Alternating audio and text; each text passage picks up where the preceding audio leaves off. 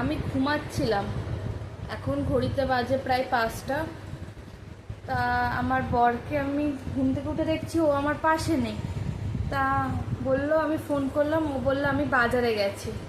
তা প্রায় ও এসেই গেছে, তারপরে তোমাদের সাথে বাকি ভিডিওটা করছি। বললো তোমার জন্য একটা সারপ্রাইজ জিনিস, একটা দারুণ জিনিস নিয়ে আসছি তোমার জন্য। কী জিনিস ও নিয়ে আসছে সেটাই আমি তোমাদের সাথে ভিডিও করে শেয়ার করছি। দেখা যাক ও কী নিয়ে আসে। বাবা, তুমি জামা কাপড়ও ছাড়া হয়ে গেছে?